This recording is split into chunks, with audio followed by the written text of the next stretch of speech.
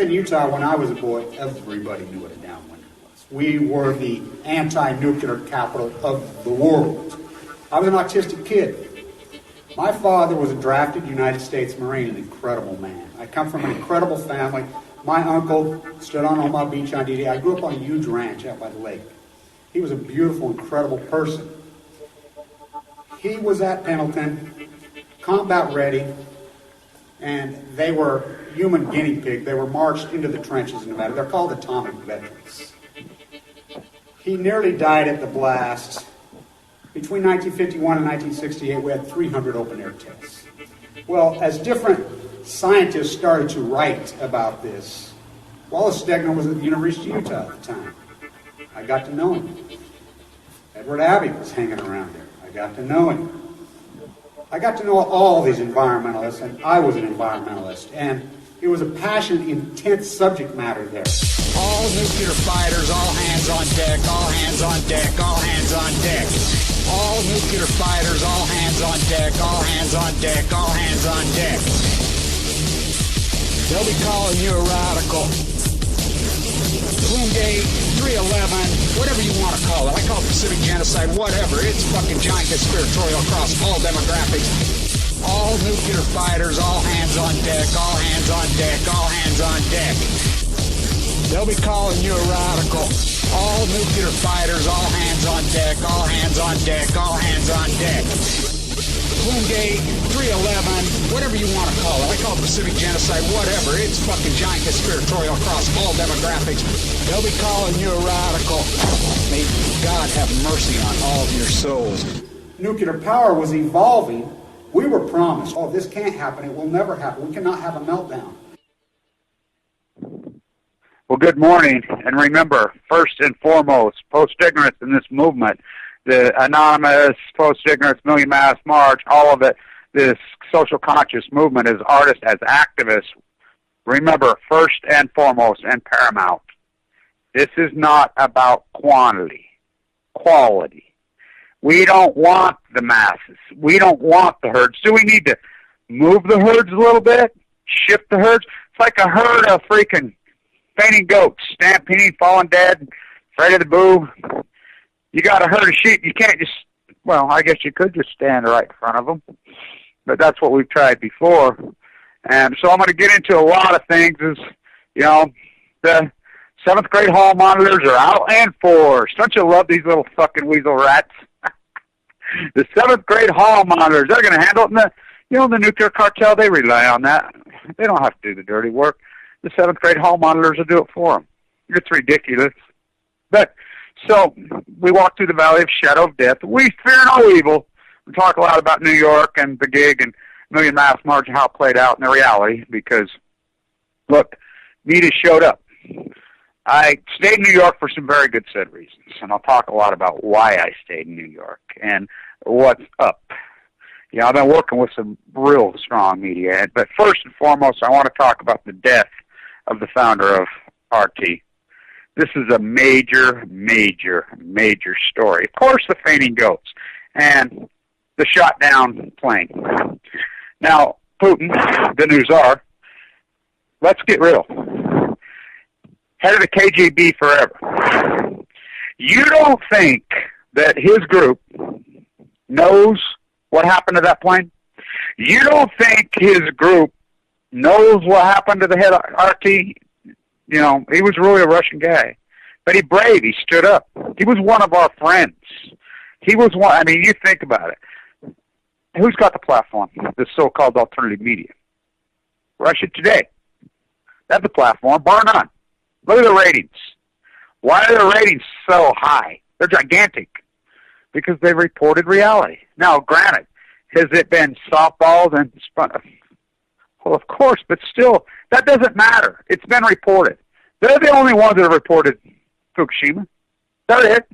They're it. Now, I want people to very much know that the stuff that comes out of Japan, like the Japanese Times, Fukushima Diary, these things, don't trust any of it. Don't believe any of it. You got to realize, they don't have a First Amendment over there, even though they're an American colony. Canada, don't believe anything that comes out up there. Nothing. Zero. England, now the grassrooters, the YouTube bloggers and bloggers, hell yes, we have to have them. They do not have the First Amendment there. Look, this is all about the First Amendment. This is all about the new revolution. Oh, hell yeah. The new revolution is the old revolution. It's exactly the same. Kicking the royals out. Exact identical same thing, but this time it's on nuclear. So, in New York, I got to tell you, I've been to rallies. I've organized rallies. I've been up to this for a long, long time. I'll explain a little bit in reality. The group that started Occupy was a small, teeny group, in Washington Square, myself included. We're talking like 3 or 4 of us. Started to gather in the winter of 2010 via my YouTube site. We were, how I was going in 2010. I went crazy on British Petroleum. I was pissed, as I've been working at this for a long, long time. I developed an incredible fight with our university in 2009. They refused. Look, I managed part of their portfolio. They had all that G stock, and I was saying, this market's going to melt down, it's going to melt down, blah, blah, blah. But it's complicated, it's complex. We're the number 1 school of business, but we had an incredible business ethics program.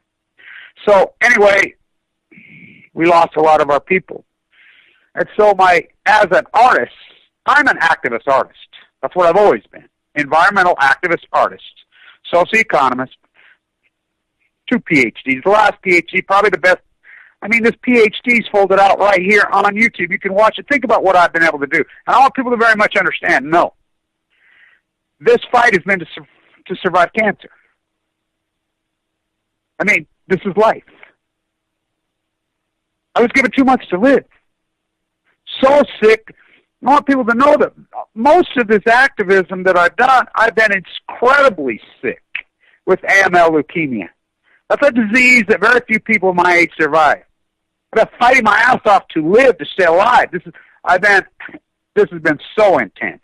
Now, I came off the list, this intense list at the LDSD state bone marrow transplant, that I was in there for a long, long time. Central line enemy, multiple rounds of chemo, hammered. A lot of this activism you don't see, there's a central line hanging out of my jugular vein. You don't see it, but it's inside me. Very, very, very sick. I look back on it, like when I traveled up Eugene, I traveled up the thing. I had to be freaking crazy to do that. Platelet counts of 30.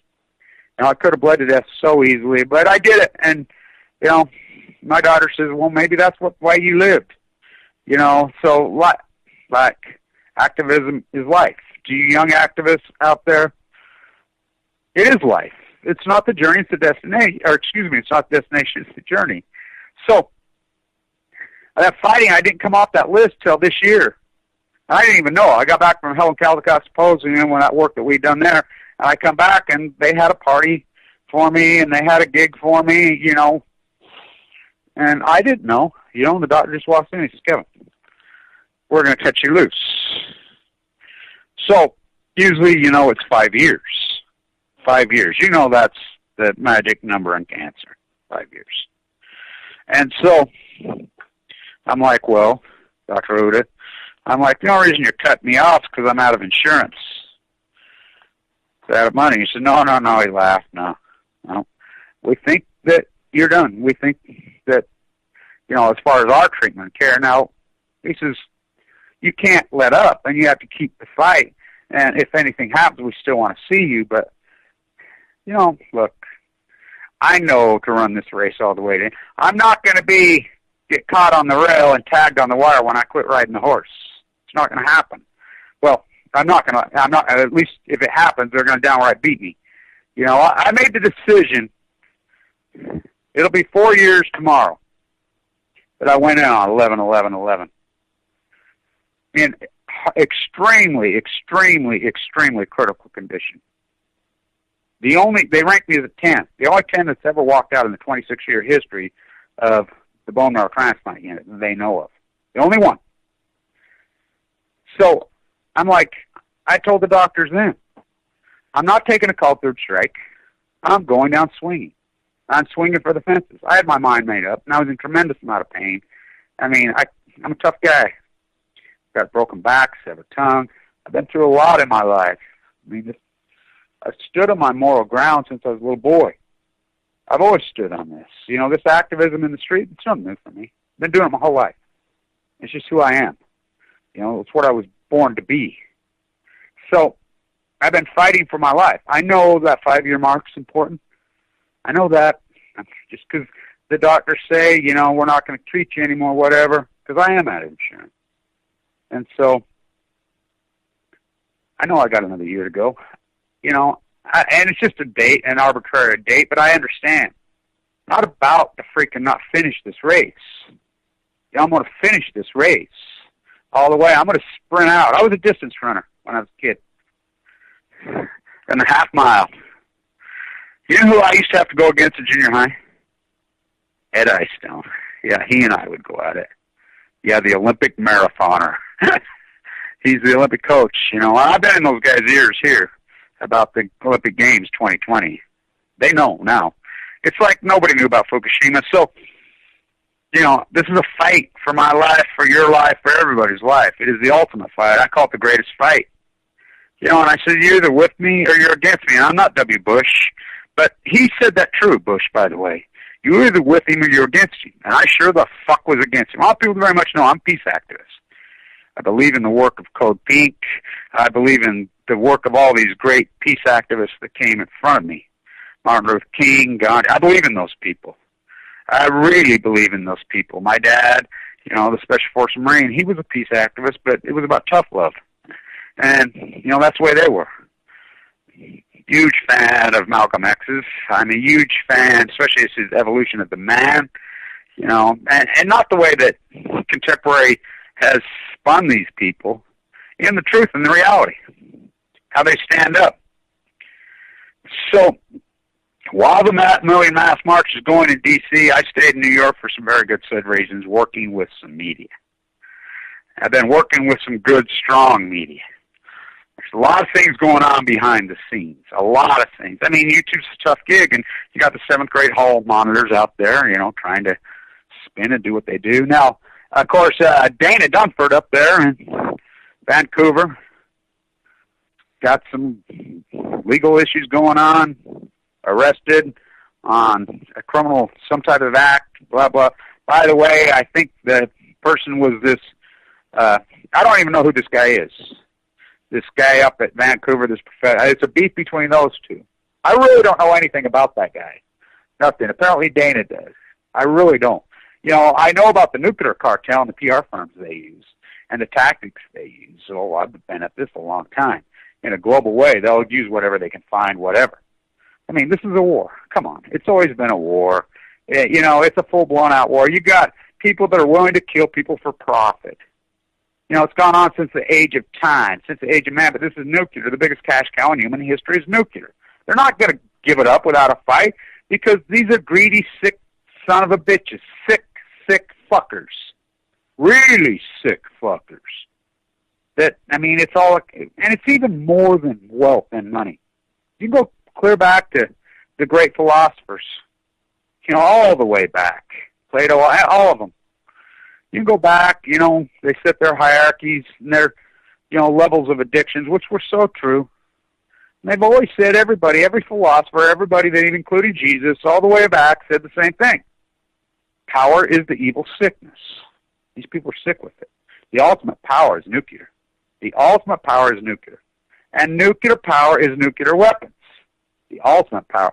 And look, not just in a kill-you bomb way, in a financial way, which is the ultimate sick power.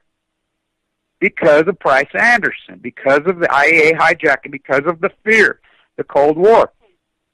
You know how much money flows to these people freely? It's like in California, San Onofre. You know, I've been hearing the same fucking argument since the 60s, going and say, they form another fucking debating society. Now, you look at the one they have right now. These guys said, I was there over a year ago, you know, listening to their bullshit. These guys are just looting the taxpayer. These commission. This guy sits up there, his PhD, whatever, and they're just, you know, it's money. But, again, it's popular opinion that must be swayed. So, I want people to very much know, look, this movement of mine, you know, ours is about quality. It's very real. I mean, we're moving freaking culture. You can believe some of the people that show up talk to me. Won't go on camera.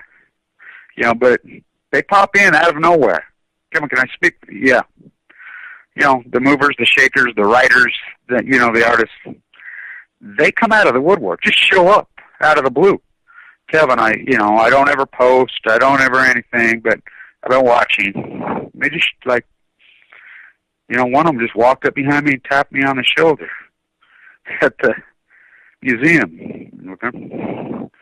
I'm so-and-so. Wow, really? Yeah. Been watching for a while. I want to talk to you. Look, I'm a craftsman. The first American Revolution was a teeny few people.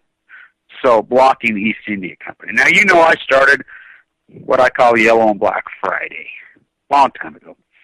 We go to nuclear reactors, and our website's down, which all that great content's on that website. So, I'll come into some money. I'll get some money, and I'll get it redone and whatever.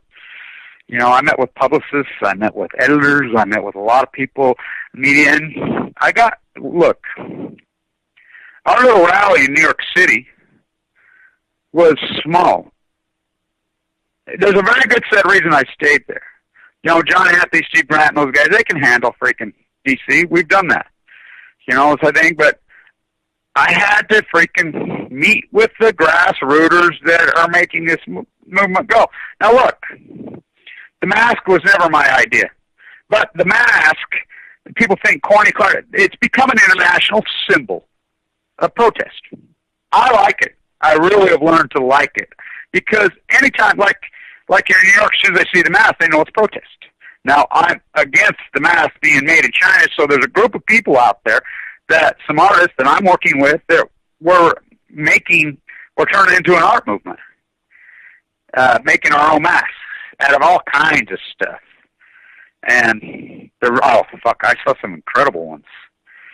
So, but the one thing, so the rally we had in New York, a little over 100, well, there was more than 100, it was a couple hundred, because, look, and by the way, thank you to Vice, they wrote a little piece about it, they were there, but, they were there at the night rally, not the day rally. The rally really started at 9 o'clock in the morning, and people they underestimate the genre of YouTube, they underestimate that genre. So I just shot that video, guy held the camera for me, shot it, and there was just a couple of us there, right there at the courts, in front of Manhattan, which it had to be. We were there. Then we went back up to Union Square and back. So then we went back there, and we had a small group. We had about 30 of us, 40 of us. And we marched in the middle of the day. We got no coverage there, but there's some YouTube videos out there, I think, that'll show up. We marched from the federal courthouse and Lower Manhattan, that incredible place down there, to Union Square. We went right through the garment district.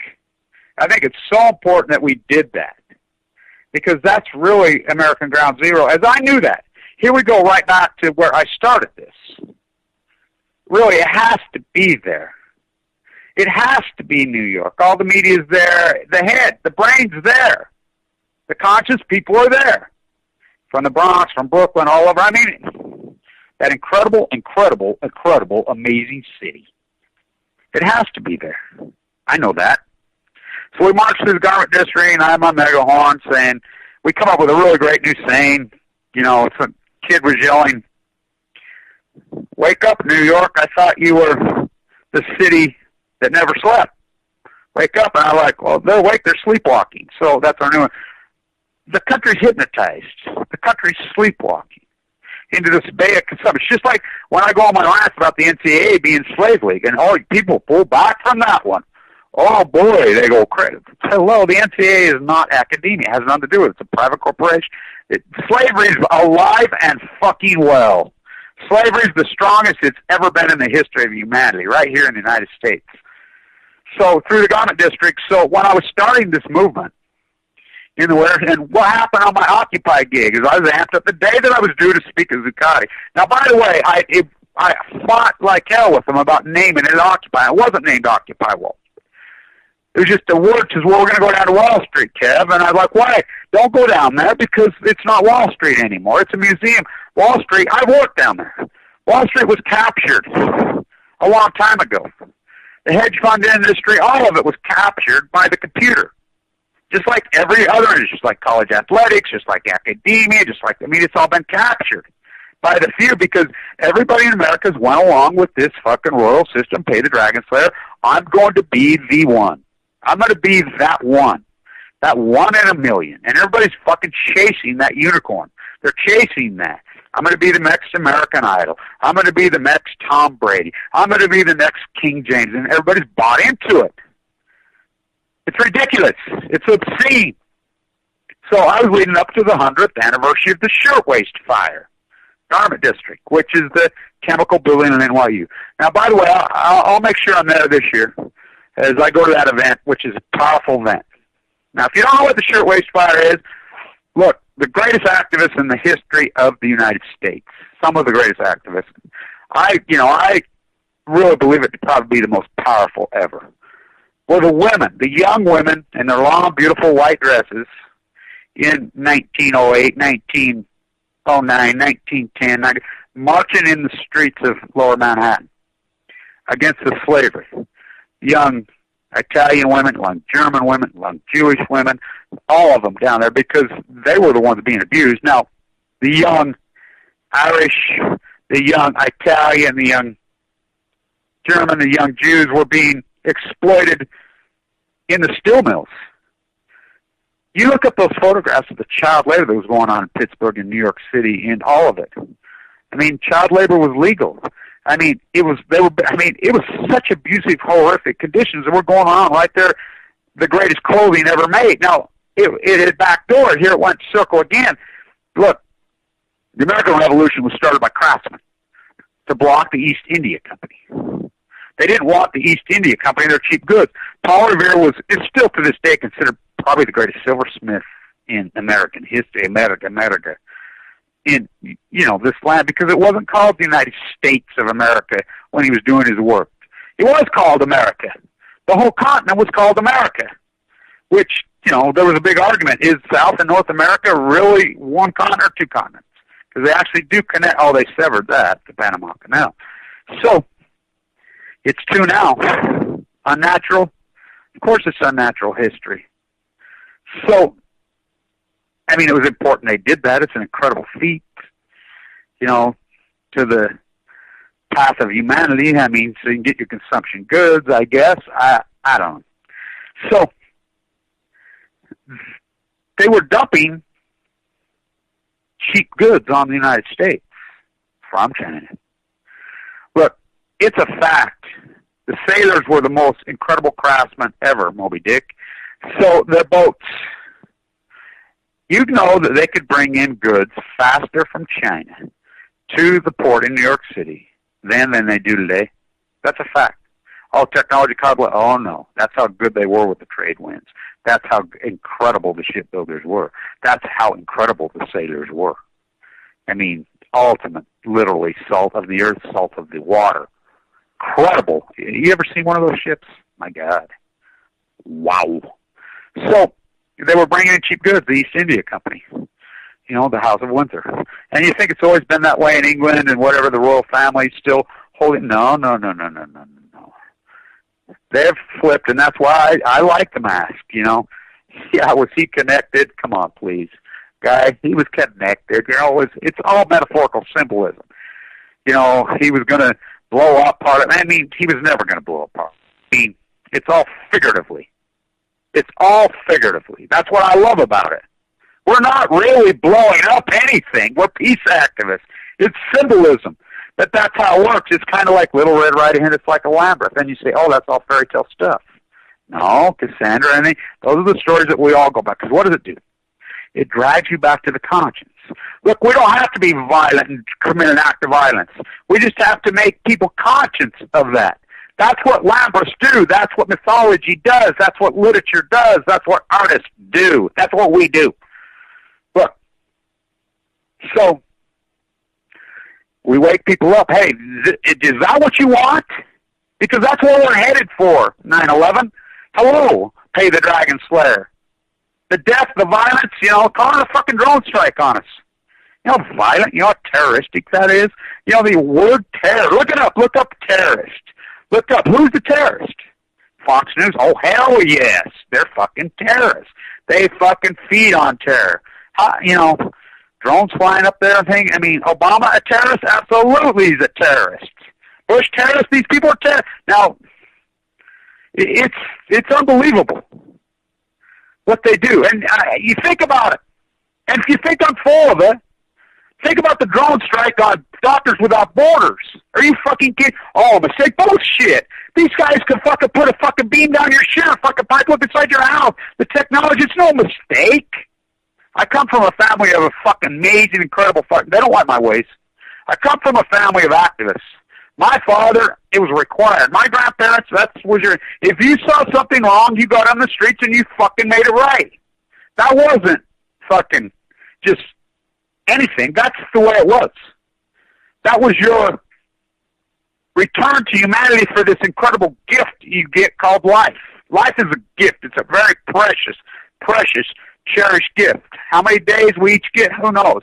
But they're wonderful every day. You give back. About the environment. So these fuckers are killing the environment. So I'm leading up the shirtwaist fire. Those girls were locked in on March 25th when the fire started. It was legal to lock your employees in. The fire started.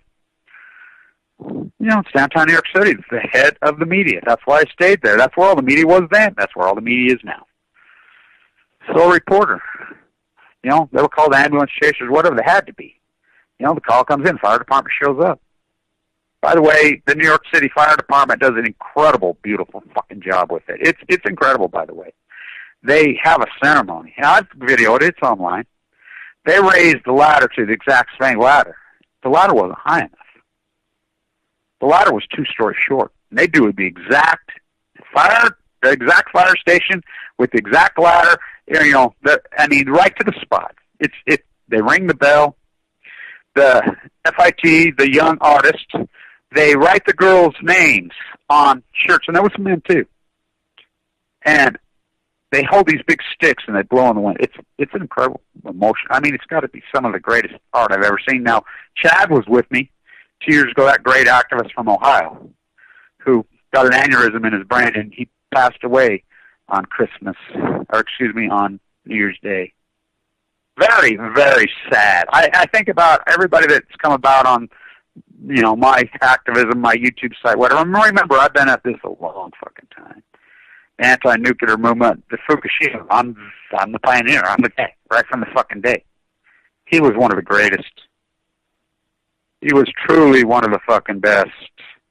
He was with me there. But anyway, we're trying to lead it up. So I'm working with people, and I call it post-ignorance, They're like, well, we're going to, because it was the banking looting, which rightfully so. That's what it should have been rotor bound right then. But then Fukushima happened 2 weeks before on 3/11/11. It happened 2 weeks before. So I went crazy on my YouTube site, I was in, working on my books, whatever, but I was in the Energy Solution Nuclear Waste Dump site fucking protesting when it happened. You can't make that shit up. Proof. And so I went ballistic. So the people I'm working with, they're online, they're like, what the fuck, Kevin? I thought this, you've gone Fukushima. I says, no, this trumps it all. This is the pyramid. Trumps everything. This trumps everything, And so, we're talking all spring, all thing, me, it's Fukushima. It's going to give you leukemia. It's going to give you leukemia. Fukushima, till blue in the face.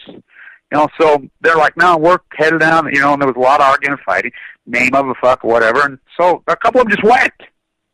It was born out organic. They're like, yeah, we're just going to go down there and just fucking sleep and camp out. The first people to report it was CNBC. They would laugh at it. Look at these guys fucking walking around up there. Fuck a bunch of dirty hippies without jobs. Fuck, please. Fucking ask Dylan Radigan if you don't fucking think hippies without jobs. Go fight that guy. We love that guy, by the way. He's one of us.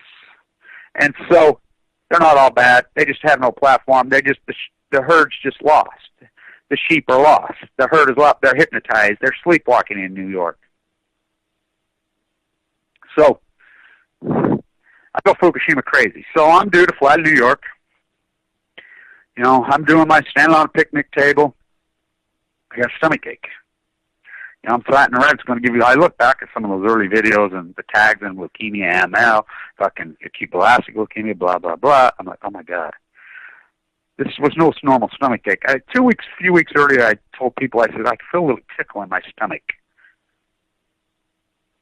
and so it attacked. I mean, I've never had anything like this, and like I said, I was a very sick child. You know, I was mutated. My dad fucking nuked in the bad test site. I have a twin sister. We were both very sick children. You know, we had an amazing Danish doctor then. He saved our fucking lives. We should have never lived. I mean, preemies. I mean, sick. I mean, you know, and I became this runt, strong, you know, physical, athletic through the fight. Very sick child for many, many years. It was horrible fucking what I went through. I had underdeveloped lungs. It was fucking, you know, I was autistic. I was sick, very sick. My joints would just come out of place. For years, I mean, an incredible, horrific fight, but it made me strong and tough as I got going. I became very strong. So the stomach ache started to worse. So I go to the emergency room here, you know, and they're like, you have an elevated white count. But I mean, I was puking bowel movement out of my mouth. That's how bad it was. I thought it was food poisoning. I thought I had listeria from the cantaloupe outbreak. So they sent me home. McQuack-D did it again, which they've done to me before. Worst hospital on the face of the earth, McQuack-D. McKay-D, Ogden, Utah, the worst hospital on the face of the earth. Sent me home, went back. So, again, most cancers are diagnosed on Fridays. Like 80% of these beautiful cancers. And I know why. Because now that I've been through it, people say, oh, you don't know why. I know why. Because there are people like me. They're acute situations and they know something's wrong. They can sense it and they know they're all fucked up and they're sick. And they're like, well, I got to get in there on Friday. Because they know what emergency rooms are on the weekend. We all know what they are. Fuck, they're fucking madness. They're insanity from gunshot wounds. This violent place that we live in. You know, they're police fucking, I mean, they're insane. People know that. So they're getting in there on Friday so they can see a real doctor. And then all the fucking serfdom doctors are the weekend up. So you got fucking horrible doctors on the weekends because the good doctors, they want their weekends off. Rightfully so, I understand. So, but on Friday, finally, it was a woman. I'm watching the Steve Jobs gig on Isaacson. Isaacson's a liar, too, in his book, in some ways. Now, it's a good book, by the way.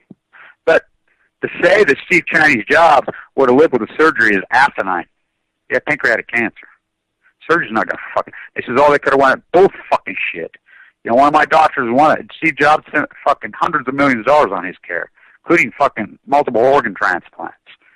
I mean, he lived 6 years. He knew. He was like me. He wore that uniform with the black sweater on the Levi's, not because it was his uniform. The guy was so paranoid about cancer. You know, he ate all the right things and everything because he knew. He knew. He played with those parts. He was that fucking smart. He knew. The guy was a visionary. I mean, a prick, militant, fuck everybody. I met him several times. Everybody. But he was a visionary. And so he knew. It's like he knew because he was afraid of the water down there. He was afraid to shower. He wouldn't wash his fucking clothes. He wouldn't whatever. You know, he knew. He knew that. And, you know, he lived 6 years with pancreatic. I mean, well, it's rare as fucking rare. So I'm in the emergency room, and they come back, and they're like, she had tears in her eyes. It was a woman. It's been a long time. She says, I'm so sorry. And I was just, oh, no. She says, Kevin, you have these horrible tumors in your right warm arch tearing up through you. We've been reviewing it with the oncologist. It's not good. Oh, my God.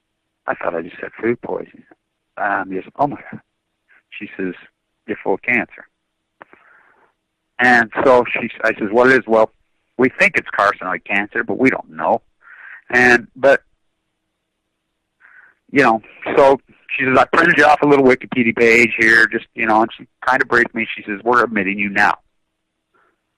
This is like a truck fucking smacked me. And, you know, she says, well, it'll be okay. You can take it out but you have all these fucking horrible symptoms. This is aggressive, and, you know, we think maybe it's in your liver. We don't know. You know, so we'll let the oncologist. She's going to come talk to you. We admit you, and I'm up by myself. Going to the elevator on Friday evening, right there in my place, looking out the window, all those houses I stuck with, my fucking home that Ogden, Utah, my home, my life. And so I'm in there. Right as I get up in the elevator, there's the young oncologist. You, Kevin? Yeah. I was just reviewing your stuff. First word, is it in my liver? Well, Kevin, there's spots in your liver. Yeah, I think it is. And I knew right then. I'm like, because I know. Fuck, I've been around this cancer. It's in your liver, you're fucked. I'm like, I know. So he says, look, Kevin, you have all the signs. You have drop in libido, right? Yeah. It's been recent. Yeah. You got some numbness in your hands? Yeah. Your earwax went fucking hard, I understand. Yep. You know, it's not good. He says, not good. And I said, well, what? Give me your opinion. Don't fuck with me. Give me your fucking opinion. You know, I know it's opinion. Just give it to me. Maybe by Christmas. That's what he said. In the room, I'm just like, oh my God. Then other doctors come in and the same thing. Over and over. You know, and this evolved. To where, over weeks, I'm in so much pain. They scoped me, sent me home, malpractice to the 10th power. They told me nothing. A Japanese doctor told me nothing was wrong with me and sent me home. Passed out on the floor. Just malpractice. Restricted bowel is horrible. I mean, I'm dying. 4 years ago. I'm losing 6-7 pounds a day. Nobody can figure it out. So they finally go into it. Pathologist. I'm scheduled for surgery. My stomach's cramping. I'm in so much pain I can't eat, can't sleep, I'm just fading away. These fuckers are doing nothing for me. They're fucking me up. They told me it was an ulcer, and they put me on the 3-way ulcer fucking drug. That's how fucking malpractice they fucking were. The care that I got was so horrific. I saw the worst of the worst. And then my family are doctors, so they step in. Well, I step in. My uncle, who's the famous heart surgeon, he's dead and gone now, the brilliant genius that he was, one of the guys that invented bypass surgery, saved millions, Dr. Thomas Blanch, the genius that started on the clinic. He told me when I was a kid, don't you ever have surgery unless you're going to die. And by the way, they don't like me. They don't like my ways. I don't care. I really don't give a fuck. You know, this is the way I go. You know, and so went in there and they biopsied it and it was lit up. They're like, oh, fuck, we got to cut your whole. And I refused the surgery. But then there was a doctor named Vincent Hansen, friend of our families, old school oncologist. Father and brother both died, amazing man. I got in to see him, and he bone marrow biopsied me. One guy, and even the bone marrow biopsy was inconclusive. One guy figured it out right at the last second. Sent me to LDS on 11/11/11 into the bone marrow transplant center. My life was changed forever.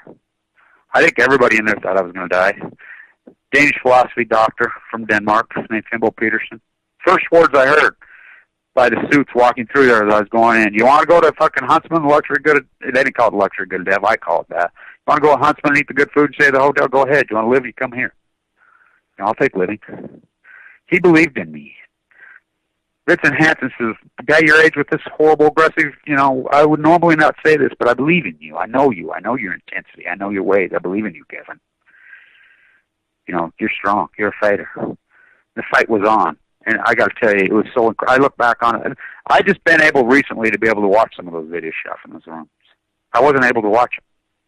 I couldn't look at an obituary. I couldn't do anything because I've been so focused on this fight and this travel and everything, and this YouTube camera, you know, because I know. I mean, I'm 99% that I'm going to die. A bunch of my friends got it at the same time. I'm watching them go through the fight, the same thing as I'm going to fight. Carla, Paul, one of my lifelong friends got it the same time as I got it. I watched him fight it back. Got lucky enough to fight it back like I did, and then it come back and killed him. He killed her. It come back and killed them all. You know, and I'm watching it, you know. All of them. Right up to the funeral right before I went to New York, Terry killed her. You know, I'm watching it over and over, and I know what it is. I know what it is. It's nuclear fallout. I know. You know, that's what it is. I knew Fukushima hammered across us. So that's what the fight's been. I've been so focused and tense to fucking try to live. You know, people fucking their fucking cliche bullshit. Please, you know how many people die of this fucking disease today? You know, lymphoma. Non-Hodgkin lymphoma is a killer. Oh, you can survive lymphoma. Now lymphoma is mowing people down and killing them again. Hardcore. Because it's so aggressive. Fred Thompson, yeah, that guy. You don't think he had access to crazy? That was just lymphoma. You know, Blanch find, oh, it's just lymphoma. You know, Jamie Dimon, but his is lymphoma in his lymph nodes. You heard anything from that? I mean, these fucking fights are epic. I mean, the greatest care in the fucking world. It's too late. Now, I'm all for holistic medicine, and they used holistic medicine on me inside there. They used both. It was a dynamic fucking treatment. I mean, I used to get injections of fucking vitamin C into my line. Lots of stuff they used on me. Lots of stuff I used on myself. It's been a militant, incredible fucking war. So I want people to fucking know, I'm an AML leukemia survivor.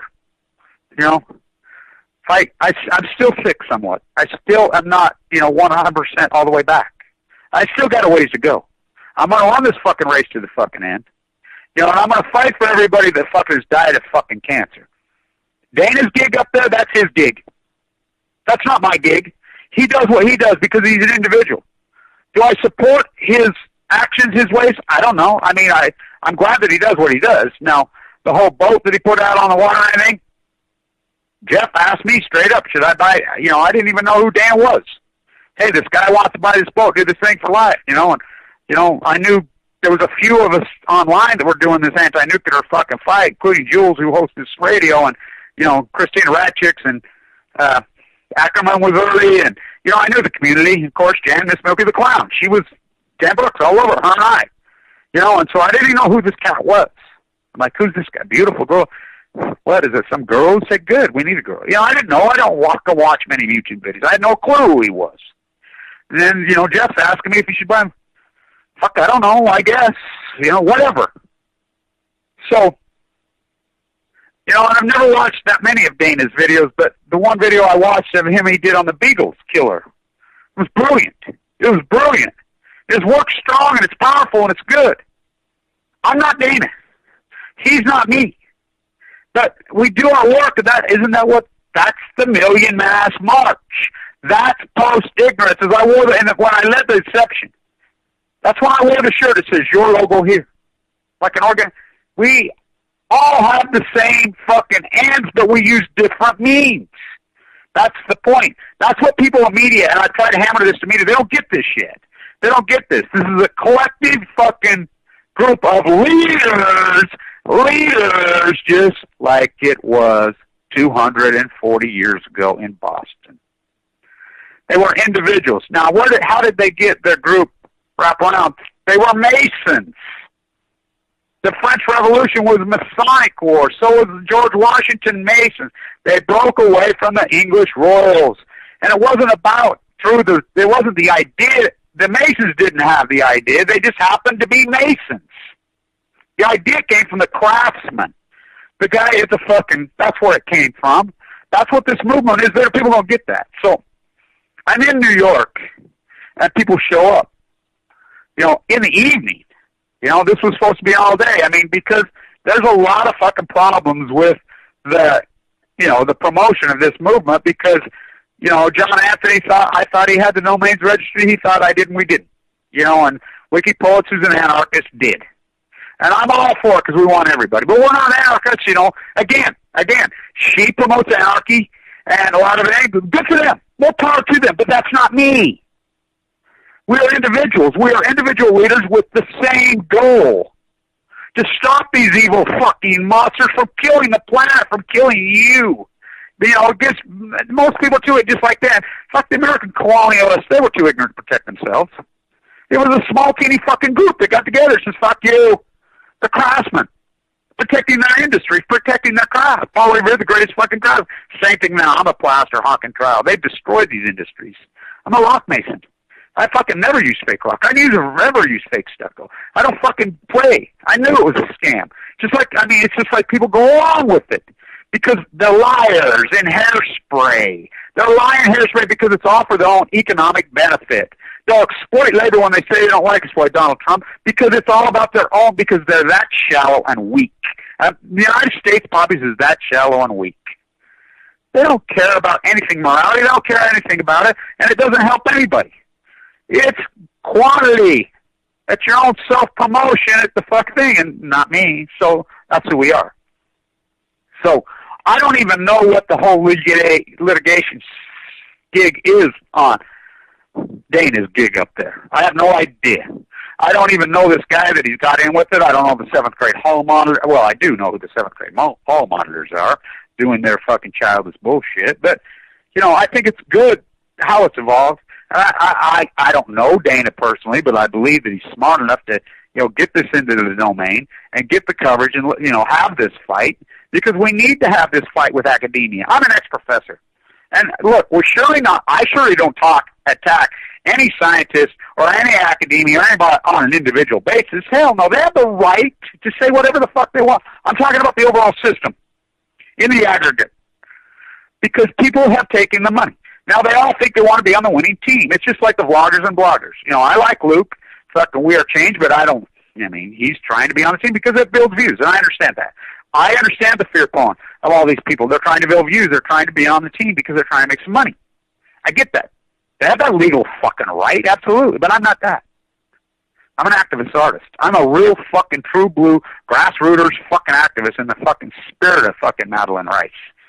I tell you, I got to tell you this, and people won't understand this, because when I left that group, finally after we went on our beautiful rant at Fox News and did our beautiful thing, I came home and I was in Brooklyn, go to the bar, have a beer, and I just grinned. I've never been so happy. I'm standing right there. I could look down and see the camera right on me that Vice had on me, that, you know, the police had on me. I saw the cameras were right on me.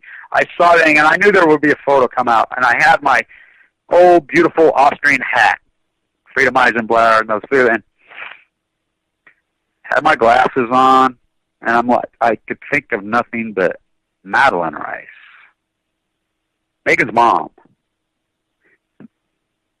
I remember her standing there in the very fucking same places with her glass on, a dignified, incredible intellectual, that professor, the ex-professor, that woman got it. Oh my God, did that woman get it. Her intensity, her bark, her snapness, her with a megaphone in her mouth.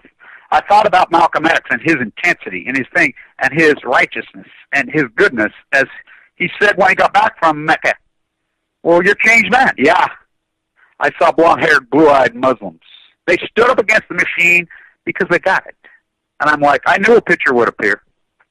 And I knew that that crowd was something new and something good, just like it was in D.C. 2 years ago. Just like it was in D.C. last year, same vibe. Bunch of young being born. So these people that were there, there was a 16-year-old girl, there was a 17-year-old girl and a 17-year-old boy from the same high school. I said, were you boyfriend, girlfriend? African-American, young, very beautiful, by the way. I just said, God, you got a future, right? You should have heard them. They got it. So this guy shows up from the Bronx, and he calls himself, he says, look just like Mike Tyson, built just like Mike Tyson. And you know how that dude was, a young Mike Tyson. Not very big, just, ooh. Guys know. Guys know other guys. We know. I'm very athletic. I'm very fucking strong. I'm very physical. You know, very strong. I'm compact. You know, I've got good balance, whatever. You know, we know the physicality. We know the athlete. You can spot him a mile away. And I'm like, ooh, look at this fucking dude. Holy fuck. And he comes up and he points me right in the chest. He's, Kevin Blanch, I got a role to play. And he's ranting in rhythm. Beautiful rhythm. I got a role to play, Kevin Blanch. He's putting one foot forward and going right to me. I got a role. I've never seen this guy from Adam. And I'm like, oh yeah, and I'm just standing there listening to him. Oh yeah? Yeah. My role is to protect you. You do what you do. I'm here to protect you. This guy gets up on the megaphone, pastor, and goes on this fucking, so I called him the Iron Mike preacher. You wouldn't believe the fucking crowd. There's 100 fucking new, brilliant, fucking incredible activists being born that fucking get it on all angles. Same in D.C. It's not that big. It's not that many, but they're all over the world. And I'm here to tell you, it's just like they try to play I gotcha shit in there. You know, the courts are the ones that they did occupy. Didn't work. They would go ask these quirky fucking questions, and these fuckers would light them up. These fucking people are educated. They know history.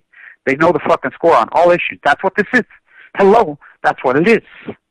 It's organic. It's you know, I could have, you know, Noam told me right to my face, Chomsky, Kevin, don't you give up. Don't you get fucking, you know, at the Helen Cott. By the way, the only people that stayed the entire time at the Helen Cott is supposed to come down, you know, me, myself, Noam Chomsky, Thomas Ackerman, Kevin Finnegan, Shane Russell, you know, our group.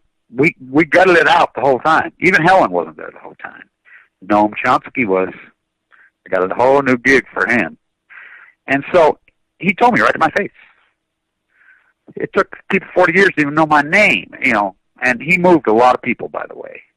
I mean, the great peace activist. It's the same old that it's always fucking been. And that's how this works. The herd will never do anything. The masses will never anything. That's why the herd, the masses, and, you know, they shouldn't have to do anything. But there's certain people that fucking, their paths were chiseled out in fucking life for them. Oh, cursed spite that I was ever born to set this right. I have no other option. I don't want to fucking do this all day, every day. But I have to. My path was chiseled in stone before I was born. It's my path. It's my fucking gift as my fucking life. It's hard for me. It's fucking, people have no clue. It's just like when I was in Europe, they say, oh, fuck, do you have any clue what I was going through over there in Europe? I didn't know where to stay. At 50, you ever stayed in a hostel at your age? These kids that stay in hostels don't sleep at night. They're out party all night. You don't get any fucking sleep. I was traveling I was all over the continent. Trains, I mean, lost, don't know where I'm going, fucking don't know one single fucking person, dealing with fucking police, fucking detained by police and I don't know one single, I got no backup. Like I tell people, activism on your own, you got to be crazy to be by yourself. Never do it. That's what I do. People have no clue how dangerous it is. How hardcore, how stressed, how tired. I'm under attack trying to fucking guard my site. You know, someone's hacked my email and fucking cloned it. Liars all over. I mean, I knew that. I knew I was, look, I took this fucking path. I know it's my path. And there's other people that have chosen the path also. We're out there, and it's happening. You just don't know it's happening. Media hasn't caught up with us. You know, I talk to media and whatever, you know, they're young writers. They don't know. They don't know because we're grassroots. They don't know what I know. They don't know this thing as powerful as it gets. They don't know who's involved. They don't know how powerful this fucking genre called YouTube is. But they're going to know. We're nonviolent. We're peace activists. Don't believe in violence. Never have, never will. We don't need it. They're the ones that are violent. They're the ones that kill us passively. They're quiet in their hairspray and they talk and they drone babies. They fucking mass murder as long as they're sitting on their couch. But they really have such passion and intense fucking hardcore hate in their souls. Then they spin it to say it's us, when we have nothing but love in our fucking souls. Tough, hardcore, fucking radical fucking love, just like Jesus. Just like Jesus. You know, people say, oh, the story made up. Whatever. It exists, just like fairy tales and land births. But we sure go back to those stories. Throw the money changers out of the fucking temple. Standing up for fucking humans' rights. The shirtwaist fire. But people are willing. As I stand in the cage with the Tiananmen Square dissidents. The ones that they're still in prison over there. Dr. Wang's still in prison. They fight. Drink beet juice. By the way, cheapest beet juice in the country. The cheapest fucking organic juices are in the carts. And they say, well, you know, what are the best fucking fresh markets? I mean, go to those fuckers. The one in Fort Greene there. Wow. I got the best radishes I ever ate there. So I got some of the best tomato sauce, by the way. Same here in Utah. We have incredible ones. There's people trying their ass off. There's people fighting. There's people fucking working. Media doesn't give a shit. We have to take media. Publishing, I met with a fucking really powerful young publicist that worked for him. I said, it's all captured. You know that. She's absolutely. It's pay to play. Well, how can we pay to play when we have no money? How can we pay to play when there's no Peggy Guggenheim? When there's no fucking Mrs. Whitney? When there's no fucking Patty Hearst? When there's fucking none of them? When there's no Harriet Beecher Stowe? We have to use what we have, YouTube, because no one will step forward. And I'll tell you what, the daughters of oligarchs, which have always break ranks, it says, fuck you, you fuckers. Harriet Beecher Stowe did it to her daddy. Her fucking daddy, one of the richest English fucking royal rats in history. Just like the NCAA college athletics. Oh, it was contemporary view in the South, in the South, and all fucking the United States. We're doing these people a favor. Look, we house them, we feed them Uncle Tom's Cabin. So the young Africans that were there, Americans, I'm like, have you ever read Uncle Tom's Cabin? You can watch it online. You better do it. That's what this is. To the kids in Missouri, wow, how powerful. Those 30 kids is fuck you, this fucking racist rat. The powers that be in academia are gone. I'm an ex-professor, they're gone. You know, anybody who's not burned their PhD and walked away doesn't fucking get it. Oh, I get it. I fucking get it. You know, the 7th grade hall monitors are out there trying to play, I got you with this. Go ahead. Go ahead. Because it just shows you what a weak cowards these fucking people are. These people are weak cowards. And look, life is a test. As you fade off, and you're all going to die, we're all going to die. Your spirit is going to be sucked into a black hole because that's where weak cowards go. And fucking weak cowards, Johnny, get your gun. That shiny bullshit they throw at you to call up the energy. How's fucking violence going to save you? It's not. You know, I understand the adult's the bust up government stop, but, you know, it's too big. The military. You're not going to take this beast on, the biggest fucking mass military technological fucking machine in human history. It has to break within. Police forces have to fucking stand up to bad cops. It's within. Media? Fuck. What the fuck? You've seen what happens to the only media. He's dead. He stood up. It has nothing to do with Russia and the United States. They try to fucking divide, throw these Cold War fucking bullshit at you. You know, when there's full-blown out wars, these fucking oligarch fucking, just like it always has been, these neo-feudalists, it's feudalism, fighting over the last natural resources on Earth, with using the American populace, the United States populace, as their fucking pawn. And the media plays ball, everybody plays ball.